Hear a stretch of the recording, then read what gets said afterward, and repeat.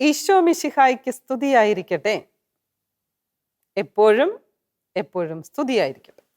നിങ്ങൾ ഈശോയ്ക്ക് പ്രതിഷ്ഠിക്കപ്പെട്ടവരെ കാണുമ്പോൾ എപ്പോൾ കണ്ടാലും പോയിട്ട് സ്തുതി പറയണം. ഞാൻ കണ്ടിട്ടുണ്ട് ഞങ്ങളുടെ പള്ളിയിൽ കുട്ടികൾ ബസ്സിൽ വെച്ചിട്ട് ഞങ്ങളെ കണ്ടാൽ പോലും പെട്ടെന്ന് വന്ന് സ്തുതി പറയും. അവർക്ക് ബസ്സിലാണെന്നോ ഒരു സമൂഹത്തിന് നടുവിലാണെന്നോ പട്ടണത്തിലാണെന്നോ ചിന്ത പോലുമില്ല. നമ്മൾ എപ്പോഴും അത് ശീലിക്കണം. കാരണം അവരിൽ നമ്മൾ ഈശോയെ കാണുകയാണ്. ഈശോ മിശിഹായ്ക്ക് സ്തുതിയായിരിക്കട്ടെ എന്നാണ് പറയുന്നത്. ദൈവത്തിനാണ് നമ്മൾ സ്തുതി കൊടുക്കുന്നത്. നമുക്ക് പ്രാർത്ഥിക്കാം.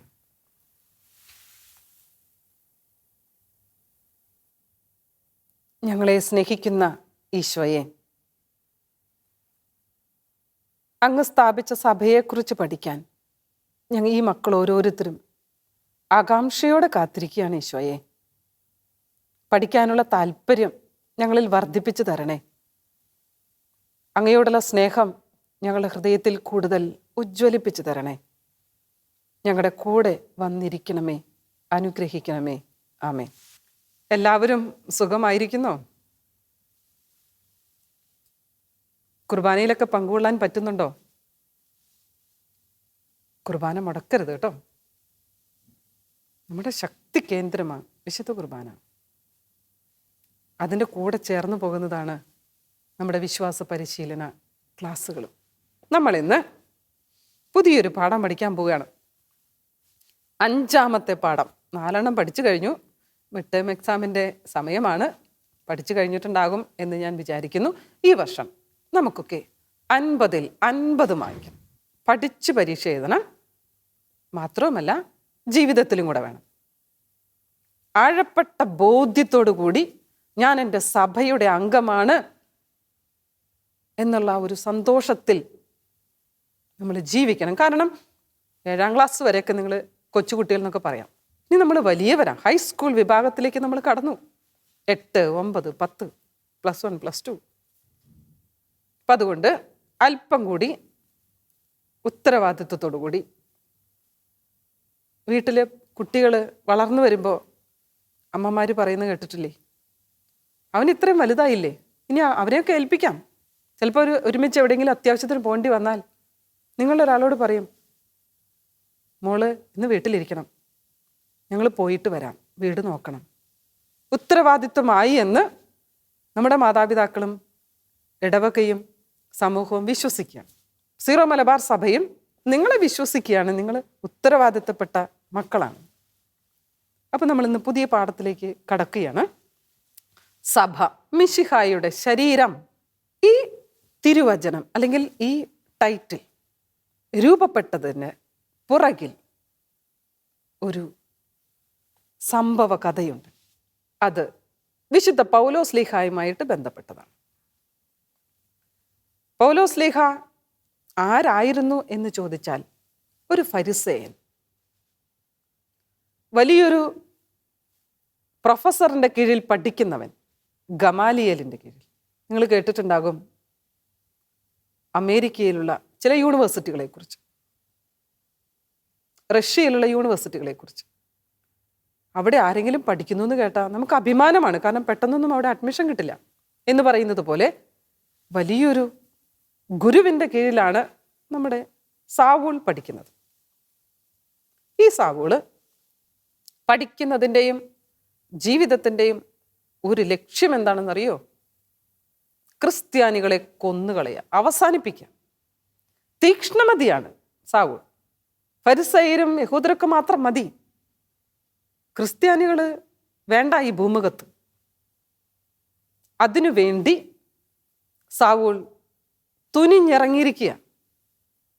ഒരു ദിവസം സാവൂൾ കുതിരപ്പുറത്ത് കയറി ദമാസ്കസ് എന്ന സ്ഥലത്തേക്ക് പോവുകയാണ്. എന്തിന്? ക്രിസ്ത്യാനികളെ അവസാനിപ്പിക്കാനുള്ള അനുവാദം കയ്യിൽ പിടിച്ചുകൊണ്ടാണ് പോകുന്നത്. ദമാസ്കസിൻ്റെ അടുത്തെത്തി. ആ ചിത്രം നിങ്ങളൊന്ന് മനസ്സിൽ കാണണേ. ടെക്സ്റ്റ് ബുക്ക് എടുത്ത് നോക്കിയാൽ പേജ് നമ്പർ 34 നോക്കിയാൽ കാണാം. കുതിരപ്പുറത്തിരിക്കുന്ന സൗൾ പെട്ടെന്ന് ആകാശത്ത് നിന്ന് ഒരു മിന്നലൊളി സൗളിൻ്റെ മേൽ പതിച്ചു. സിനിമകളിലൊക്കെ നിങ്ങൾ കണ്ടിട്ടുണ്ടല്ലോ, സൗളിൻ്റെ തന്നെ, സെയിൻറ്റ് പോളിൻ്റെ തന്നെ സിനിമകൾ എടുത്തു നോക്കിയാൽ ഇത് കാണാൻ പറ്റും. പൊടി പറപ്പിച്ച് തകർത്ത് മുന്നോട്ട് കുതിച്ചുകൊണ്ടിരിക്കുന്ന കുതിരയും കുതിരപ്പുറത്തിരിക്കുന്ന സൗളും. പെട്ടെന്ന് മിന്നലൊളി പതിച്ചതനുസരിച്ച് സൗൾ താഴെ വീണു. ആ താഴെ വീഴുന്ന രംഗമാണ് ചിത്രമായിട്ട് നിങ്ങൾക്ക് തന്നിരിക്കുന്നത്. ഈ ലെസണിലേക്ക് കടക്കുമ്പോൾ തന്നെ ഈ ചിത്രം മനസ്സിലേക്ക് വന്നാൽ ഇനി ഞാൻ പറയുന്നതൊക്കെ നിങ്ങൾക്ക് എളുപ്പമായിരിക്കും പഠിക്കാൻ. ഇതിൽ നിന്നാണ് ഈ ടൈറ്റിലേക്ക് നമ്മൾ തിരിച്ചു വരുന്നത്. താഴെ വീണു. സൗളിന് കണ്ണ് കാണുന്നില്ല. ധീരയോദ്ധാവായിരുന്ന സൗൾ ഒരു സെക്കൻഡ് കൊണ്ട് കണ്ണ് കാണാത്ത, ഒന്നും ചെയ്യാൻ പറ്റാത്ത ഒരാളായിട്ട് താഴെ കിടക്കുക. സൗൾ ഒരു ശബ്ദം കേൾക്കുന്നു, സൗൾ സൗൾ നീ എന്തിനെന്നെ പീഡിപ്പിക്കുന്നു?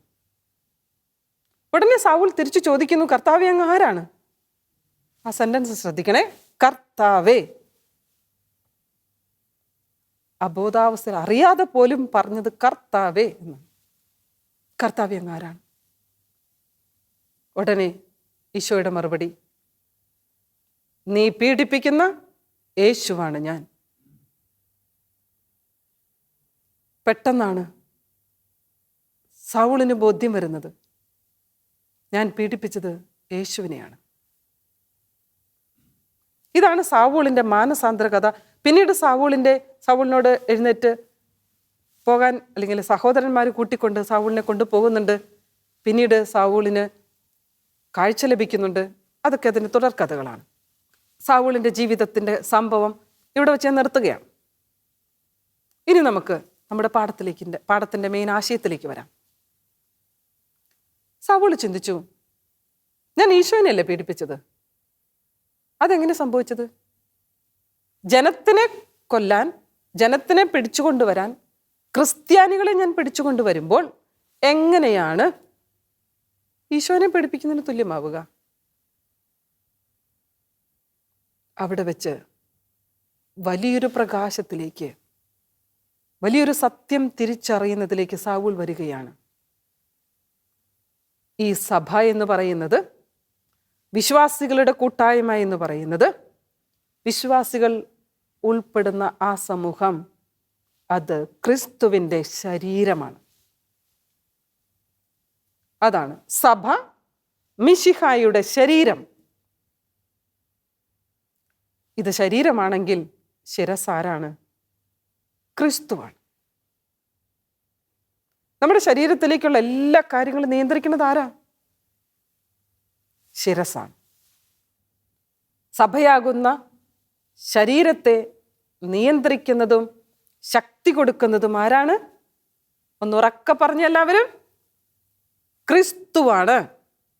എഴുതി വയ്ക്കൂ നോട്ട്ബുക്കിൽ, ക്രിസ്തു സഭയുടെ ശിരസാണ്, സഭ ക്രിസ്തുവിൻ്റെ ശരീരമാണ്. ഈ സംഭവം നിങ്ങൾ മറക്കരുത്. ഇത് നിങ്ങളുടെ ഓർമ്മയിൽ ഉണ്ടായിരിക്കണം. ശിരസ് മിശിഹ, സാവൂളിൻ്റെ ബോധ്യമാണിത്. പിന്നീട് സാവൂൾ പൗലോസായിട്ട് മാറുകയാണ്. ഇന്നത്തെ ക്ലാസ്സിൽ ആവർത്തിച്ച് പറയാനുള്ള ഒരു കാര്യം ഇതാണ്: ഞാൻ ഉൾപ്പെടുന്ന എൻ്റെ സഭ ഈശോയുടെ ശരീരമാണ്. അതുകൊണ്ട് ആരെയും മോശമായിട്ട് പറയാൻ എനിക്ക് അവകാശമില്ല. അവരൊക്കെ ഈശോയുടെ ശരീരത്തിലെ അവയവങ്ങളാണ്. ഞാനും എൻ്റെ പപ്പയും എൻ്റെ മമ്മിയും ഒക്കെ എന്ന് നിങ്ങൾക്ക് പറയാൻ പറ്റണം. നമുക്ക് ആരെയും മോശമായിട്ട് കാണാനായിട്ട് സാധ്യമല്ല. നാം പലരാണെങ്കിലും ക്രിസ്തുവിൽ ഏക ശരീരമാണ്. എല്ലാവരും പരസ്പരം ബന്ധപ്പെട്ട അവയവങ്ങളുമാണ്. ഇത് എഴുതി വച്ചിരിക്കുന്നത് വിശുദ്ധ പൗലോസ്ലീഹ തന്നെയാണ്, സ്വന്തം അനുഭവം കൊണ്ട്. റോമാക്കാർക്ക് എഴുതിയ ലേഖനം 12-ാം അധ്യായത്തിൽ 5-ാം തിരുവചനമാണിത്. പരസ്പരം ബന്ധപ്പെട്ട അവയവങ്ങളാണ്. തൊട്ടയൽപക്കത്തെ കുടുംബം പള്ളിയിൽ വരാറുണ്ട്, കാണാറുണ്ട്, വേറെ കാര്യമായ ബന്ധമൊന്നുമില്ല എന്ന് പറഞ്ഞാൽ പാടില്ല. അവർ നമ്മുടെ ഒരു ശരീരത്തിലെ അവയവങ്ങൾ പോലെ പരസ്പരം ബന്ധപ്പെട്ടതാണ്. നമ്മുടെ കൂട്ടുകാരൊക്കെ അവരെ ചേർത്ത് പിടിക്കാൻ നമുക്ക് സാധിക്കണം. ഇനി ഈ സഭയെ പരിപോഷിപ്പിക്കാൻ ഞാൻ പറഞ്ഞു, ശിരസിൽ നിന്നാണ് ശക്തി താഴേക്ക് വരുന്നത്. സഭയെ പരിപോഷിപ്പിക്കുന്നത് ആരാണ്? വളർത്തുന്നത് ആരാണ്? ഈശോയാണ്. എങ്ങനെയാണ് ഈശോ വളർത്തുന്നത്? ഇത്രയും ദിവസത്തെ ക്ലാസ്സുകളുടെ വെളിച്ചത്തിൽ നിങ്ങളൊന്ന് പറഞ്ഞേ, ഈശോ എങ്ങനെയാ സഭയെ വളർത്തുന്നത്? പറയേ. തിരുവചനത്തിലൂടെ, കൂദാശകളിലൂടെ, പ്രത്യേകിച്ചും പരിശുദ്ധ കുർബാനയിലൂടെ.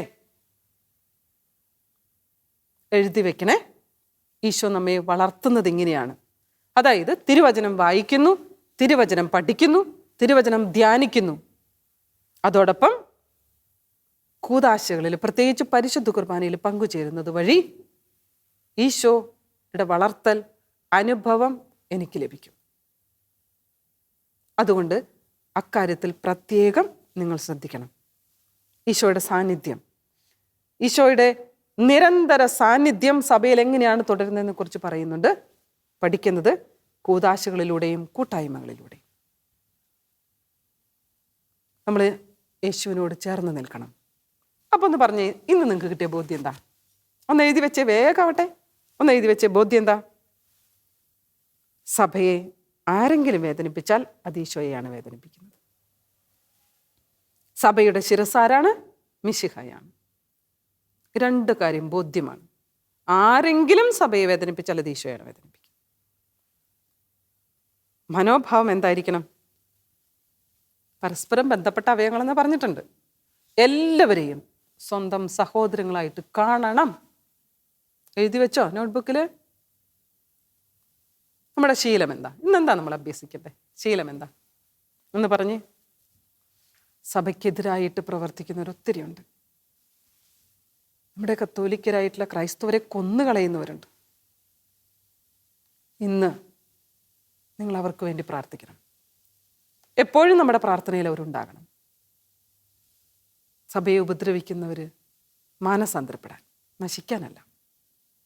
ഒരു ആക്ടിവിറ്റി ഒന്ന് എഴുതി വെച്ചേ എല്ലാവരും. വിശുദ്ധ പൗലോസ്ലേഹായുടെ ലഘു ജീവചരിത്രം ഒരു കഥാരൂപത്തിലൊന്ന് എഴുതിയാം. നിങ്ങൾക്കത് റെഫർ ചെയ്യാം. അപ്പസ്തോല പ്രവർത്തനങ്ങൾ 9-ാം അധ്യായം ഒരു കഥാരൂപത്തിൽ എഴുതി ഇന്ന് തന്നെ നിങ്ങളത് ടീച്ചറിന് അയച്ചു കൊടുക്കണം. നിങ്ങളുടെ സൺഡേ സ്കൂളിലുള്ള കയ്യെഴുത്ത് മാസികയിലേക്കൊക്കെ നമുക്ക് ഉപകാരപ്പെടുന്നത് എഴുതി കൊടുക്കണം കേട്ടോ. നമ്മൾക്ക് വിശ്വസിച്ചൊരു കൂട്ടായ്മയായിട്ട് സഭയുടെ ശരീരത്തിലെ അംഗങ്ങളായി ത്രില്ലോടുകൂടി ജീവിക്കാം. ഈശോ അനുഗ്രഹിക്കട്ടെ. ആമേൻ.